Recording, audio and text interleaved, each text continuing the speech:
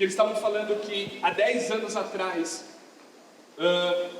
o índice de pessoas que sofriam com depressão começava por volta de 28 anos e meio. 28 anos e meio começavam a aparecer alguns diagnósticos de pessoas que tinham depressão. Hoje, as pessoas começam a aparecer sintomas a partir de 13 anos e meio.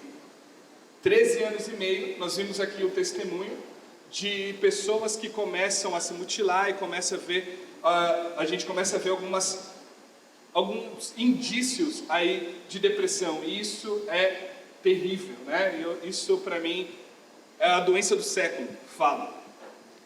E eu queria que você, Bruno, falasse um pouco mais sobre a importância dessa data, a importância por que falar desse tema agora. Manda ver. Shalom, irmãos.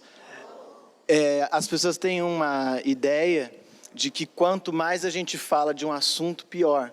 A mesma ideia que as pessoas têm que falar de sexo em casa é prejudicial. Tinham, né, a ideia de que falar muito sobre sexo para adolescente, você vai estar incentivando. E tem-se essa ideia sobre o suicídio, de que se falar muito sobre suicídio, você acaba influenciando pessoas por causa do efeito manada, das pessoas quererem fazer as mesmas coisas. Isso existe, né, esse efeito, mas não tem nada a ver com informar as pessoas. A maior arma que nós temos contra o suicídio, contra a depressão e contra a maioria dos problemas é falar sobre eles. Hoje no Brasil se suicida uma pessoa a cada 40 minutos. Mais ou menos... Sei lá, mais de 3, 4 pessoas. 32 pessoas no Brasil se suicidam todos os dias. E a sua maioria são jovens. E para cada suicídio, estima-se 10 tentativas. E ainda se fala que os números são subnotificados. Por exemplo, se uma pessoa toma veneno, ela é tida como morta por intoxicação. Se a pessoa se joga com um carro de um abismo, é por acidente. Nunca se fala que é suicídio, né? E até então, a partir de abril agora, de 2019, que surgiu uma lei para notificar que é caso de suicídio, os casos de automutilação, que hoje estão muito, muito, muito comuns, inclusive aqui dentro da igreja, né? É muito comum. Os adolescentes hoje estão se cortando, né? Essa história que a gente ouviu agora no início, infelizmente, não é um caso da nossa igreja. Infelizmente, não é um caso no meio de uma escola, né? Isso está acontecendo e já virou uma questão de saúde pública, a automutilação entre crianças e adolescentes. Já me contaram a história de... Já ouvi pessoas me falando, mais de uma, as moças se cortando nas coxas, nas pernas, para os pais não verem, e hoje as meninas estão se cortando dentro da vagina, para esconder. Tamanha, eu ouvi falar até mesmo de pessoas que estão engolindo objetos perfurantes com uma corda, com um fio, e para puxar, para se cortar por dentro. E isso não é incomum. E isso não é, dentro da igreja é menos, pessoas mais bem informadas é menos, e pessoas que estão sorrindo é menos, muito pelo contrário. E eu não consigo falar desses dados sem ficar muito mexido. Isso é muito difícil, isso é muito triste. E eu gosto, e eu acho que é importante nós falarmos, inclusive aqui dentro da igreja, que não é incomum por 2 motivos, porque tem 2 tipos de pessoas me ouvindo aqui agora.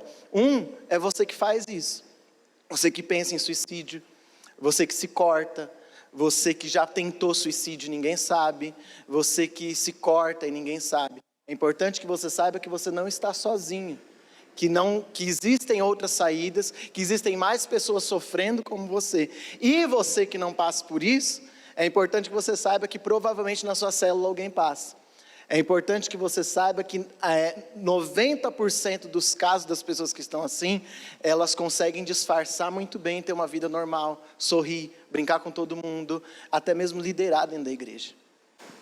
Esse caso é tão sério sobre se cortar. Na semana retrasada, eu recebi um convite para estar em Minas, porque uma escola inteira tinha um índice de mais de 100 alunos se cortando. E se cortando dentro das escolas. Isso é preocupante. E é um caso de saúde pública e o Estado não sabe como solucionar isso. Eu acredito que a ansiedade ele é um excesso de futuro, por isso as pessoas ficam ansiosas.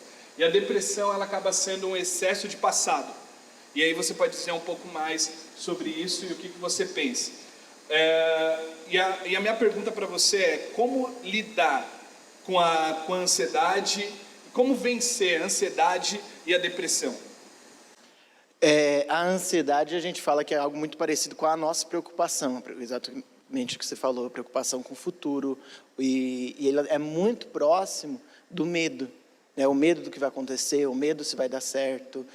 A ansiedade é uma coisa, todo mundo aqui fica ansioso, né? Tem ansiedade normal, então, igual eu já falei aqui para os irmãos, eu passo mal toda vez que eu vou subir aqui, né? Eu preciso ir ao banheiro algumas vezes durante o dia. Esse tipo de ansiedade é uma ansiedade normal, é ansiedade para uma viagem que você vai fazer amanhã, para uma prova, isso é normal, todo mundo passa. A preocupação com o futuro, ela é normal, porém indevida para o crente, né? Porque nós temos um lugar de descanso.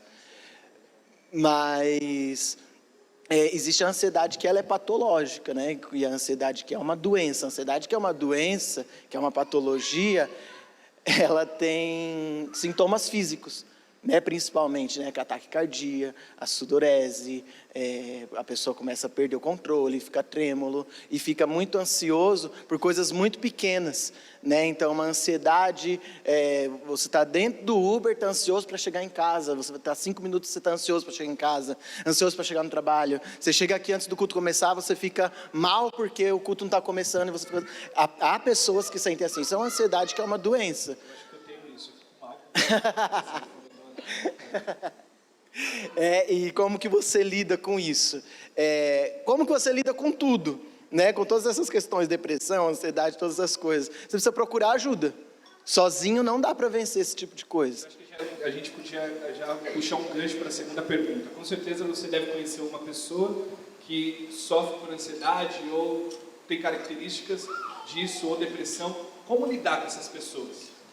O que a gente pode agregar para essas pessoas? Como a gente pode ajudar essas pessoas? Primeiro você precisa saber para quem você pode encaminhar, aconselhar, ajuda, mas eu acho que principalmente, a igreja tem uma responsabilidade muito grande com a sociedade, né? A igreja coletivamente, nós temos uma responsabilidade diante da sociedade, porque como o Evandro falou, nós somos um país de mais de 40% de evangélicos. Para ter 32 brasileiros se matando por dia, gente, nós temos a resposta para as pessoas, né? E às vezes você não sabe o que fazer. Então, assim, se alguém na minha célula me procurar, falar que está mal, que está deprimido, ou que está pensando em suicídio, o que eu faço? Nós nos tornamos pessoas de relacionamentos extremamente superficiais. E o que as pessoas mais precisam hoje, pessoas que estão em sofrimento psíquico, precisam de uma rede de apoio. Gente que olha no olho, gente que abraça, gente que conversa. O que eu faço com alguém que está sofrendo? O que Jesus fez quando nós estávamos sofrendo? Ele desceu. Ele desceu. O que você precisa fazer se tem alguém sofrendo perto de você? Você precisa descer, né? Sair desse lugar de pessoa extremamente saudável. Sair desse lugar de pessoa, eu sou crente, eu não sofro. Sair desse lugar de líder, eu oro todos os dias, então eu não fico triste. Sair desse lugar, eu tenho função na igreja, então eu nunca fico mal. Sair desse lugar de que nós somos muito bons, porque Jesus sendo Deus, Ele se fez gente, nós sendo gente queremos ser Deus. Então assim, nada me atinge, eu não fico mal, eu nunca pensei em morrer, eu nunca quis desistir da vida, eu sou muito bom. Então as pessoas não querem contar os seus problemas para quem não tem problema. As pessoas não querem compartilhar a sua dor com quem não tem dor, porque você não vai entender minha dor, você não vai me compreender. E a empatia, o saber ouvir, eu acho que tem duas coisas que são muito importantes que a igreja são, assim, quase nota 0. A nota máxima dessas duas coisas é 2. Que são as duas principais coisas que a gente devia fazer. Primeiro, orar. Nós somos muito ruins ainda em oração. Porque 40%, imagine se nós fôssemos 40% de evangélicos no Brasil que orasse pela nação. Imagine se nós fôssemos pessoas que oram, que clama pela nação, clama pelos problemas da nação, clama pelos jovens. Se você não tem ainda um despertar a coragem de Deus, você abrir uma drop na sua escola. Mas imagine se você chorasse pela sua escola todo dia antes de ir para estudar. Eu tenho certeza que isso faria uma grande diferença. Eu tenho certeza, porque a gente não pode também desconsiderar que, nem tudo é o diabo. Ok, mas eu tenho convicção que o diabo se aproveita de tudo. Concorda? Então, um problema em massa. Gente, os jovens suicidando é um absurdo, né, pastor? Eu tinha uma professora na faculdade que ela falava que suicídio é a falência da sociedade. Poxa, a gente está falando de 32 pessoas desistindo da vida por dia no Brasil. É muita gente que não está encontrando esperança. É muita gente que está falando, essa vida não tem nada para mim, prefiro morrer. Há 30 anos atrás, suicídio era um problema de idoso. Porque ele já ficou velho, já criou filho, não tem mais nada da vida, ele deseja a morte. Mas a gente está falando de jovens, de crianças de 12, 13 anos, de 10 anos de idade se suicidando.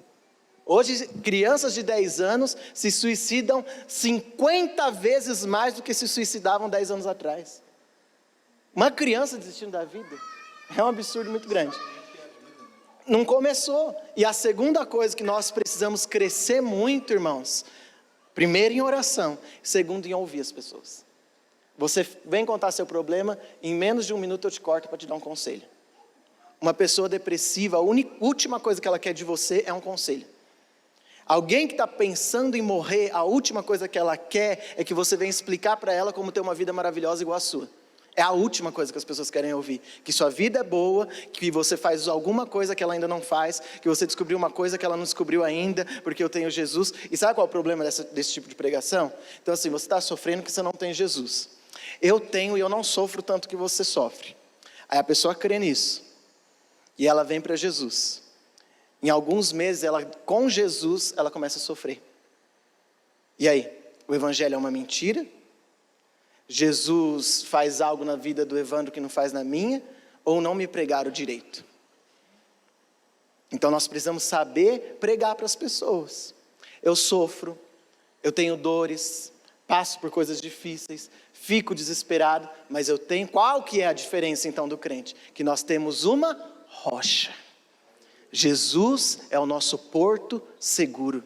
A Bíblia diz, torre forte é o nome do Senhor, os justos correm para ela e serão salvos. O que significa?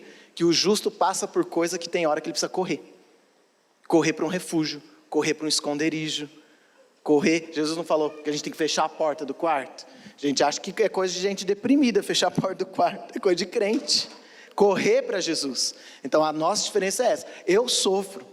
Eu sei que as pessoas se chocam quando a gente fala assim, eu posso sofrer tanto quanto um ímpio pode sofrer. Nossa, pode.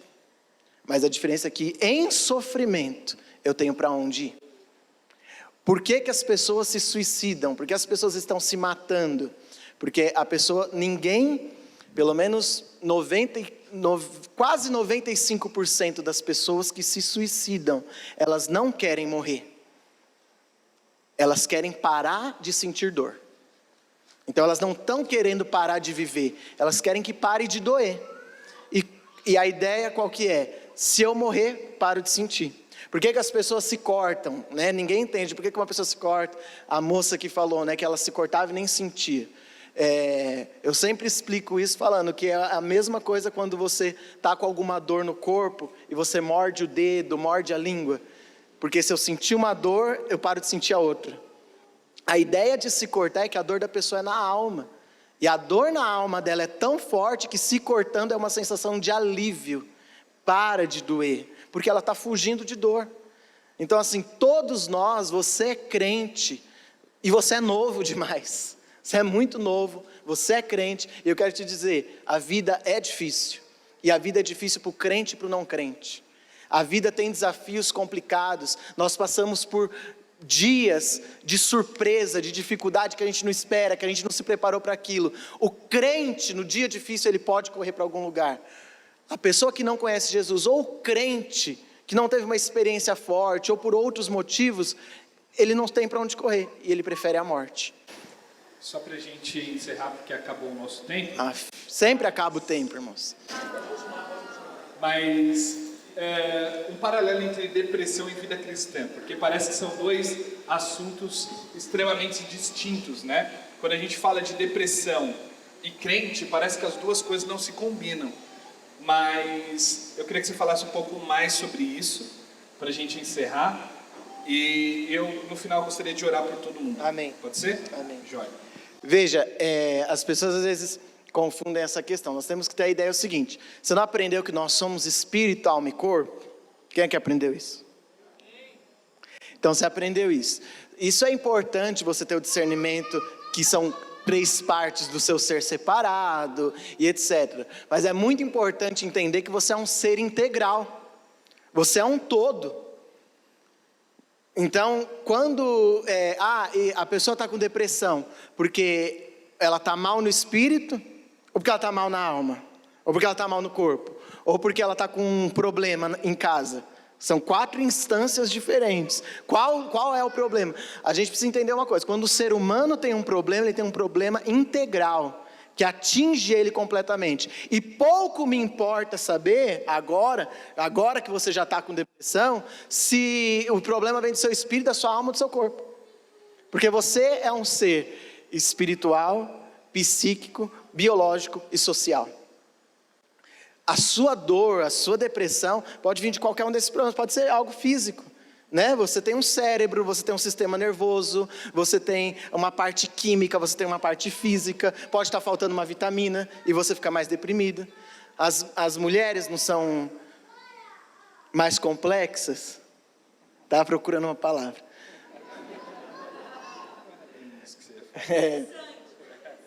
É mais interessante de serem estudadas pela NASA. Por quê? É um projeto que deu certo. A mulher, ela passa por alterações de hormônio e, portanto, de humor 28 dias dentro de um mês. Caso não aconteça nada nas outras instâncias dela, ela está fisicamente hábil para estar bem por 3 dias por mês. Fisicamente, né? Tem todo o resto. São irmãos gêmeos quase. Hormônios e demônios. Mão dada, hormônio e demônio. Quase que erra. Né, os homens também têm outras questões que não dá para falar aqui, né? Físicas. Tem questões psíquicas que tem a ver com a sua história de vida, a forma que você enxerga o mundo. Tem gente que tem mais tendência para ficar mal, não tem? Ficar chateado. Tem alguém, não vou pedir para você levantar a mão, né? Mas que é mais melancólico, acontece alguma coisa, ele precisa meditar. Eu sou assim, irmãos. Aconteceu algo bom ou ruim, eu preciso parar, calar, entrar no quarto, ficar quieto, fechar o olho, pensar no que aconteceu.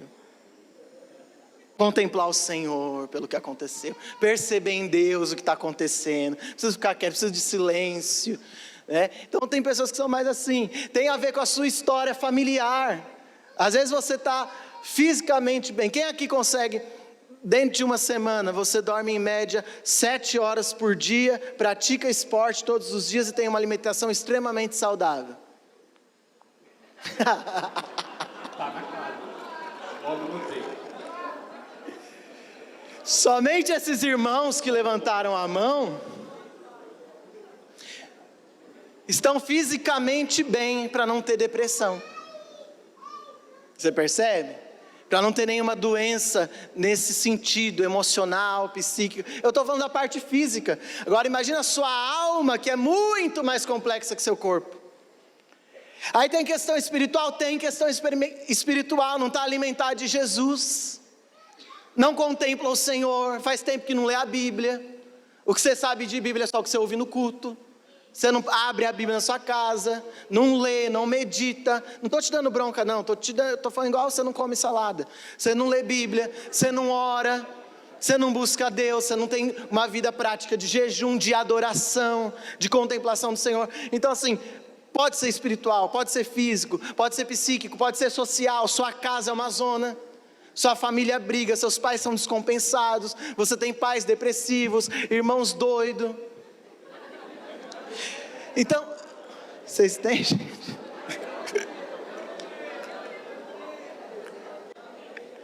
Todo mundo que tem um irmão doido, ou é o doido do irmão. Veja, irmãos, presta atenção. Amém. O que eu estou querendo te dizer com tudo isso? Depressão é demônio? Pode ser. Porque, como eu te disse no começo, o diabo trabalha assim com a nossa carne. Depressão está na carne. O diabo se aproveita de uma pessoa deprimida. Então, é falta de Deus? Não, porque o Espírito Santo habita dentro de você. Mas talvez uma revelação muito rasa de quem Deus é. Aí você não sabe para quem correr. Uma relação doentia com os pais, com os familiares. Então é uma série de questões, irmãos. Agora, quem está deprimido, o que faz? Vai ter que ser tratado em tudo isso. Me deixa. O irmão está mandando eu descer. Eu só vou voltar aqui nesse púlpito daqui a 1 ano. Até esqueci o que eu estava falando.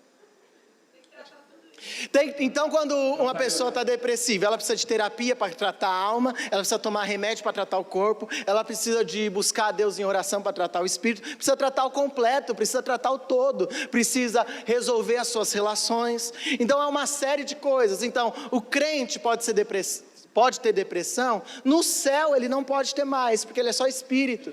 Mas Jesus levou sobre si as nossas dores e as nossas enfermidades. Eu creio nisso. Eu creio nisso e creio nisso para todas as doenças. Eu creio que você, na sua maturidade cristã, pode ser levado a um nível de fé tal que nunca mais você vai pôr um comprimido da boca. Sentiu uma dor, você vai para Jesus, passou. Mas enquanto você ainda não chegou nesse nível de fé, ora e toma um comprimidinho. Não deveria. O alvo de Deus é que você chegue no nível de fé que nunca mais põe um pé no hospital e não pode dar seu dinheiro mais na farmácia. Eu creio nisso, mas ainda não cheguei lá. Eu tenho fé e quero chegar nesse nível de fé. Quando a gente vai para a depressão, a mesmíssima coisa. O problema é que o crente, ele se acha demais. E se tem uma coisa que precisa acabar no nosso meio, é a soberba religiosa. Nós achamos mesmo que somos melhores do que todo o resto do mundo. Por que nos acusam de intolerância religiosa? Aí a gente quer defender, falar assim, não, porque as pessoas têm preconceito com crente. Não, porque realmente, na prática, de forma mais gritante, no Brasil, existe muita intolerância com crente. Mas o crente carrega, assim, infelizmente aqui no Brasil, um sentimentinho de superioridade em relação aos demais. Você acha que você é limpíssimo em relação a qualquer outro pecador? Você acha que você é maravilhoso perto do outro? Você acha que as pessoas não têm Deus, coitadinhos, eu estou por cima de todo mundo? Mas esse não é o sentimento que nós deveríamos ter, muito pelo contrário. O sentimento que Jesus na minha vida precisa gerar é um sentimento de compaixão, de empatia, de olhar para o outro lá no mundo, sofrendo, sujo no pecado, e se ver, falar, se não é Jesus na minha vida, eu estaria até pior.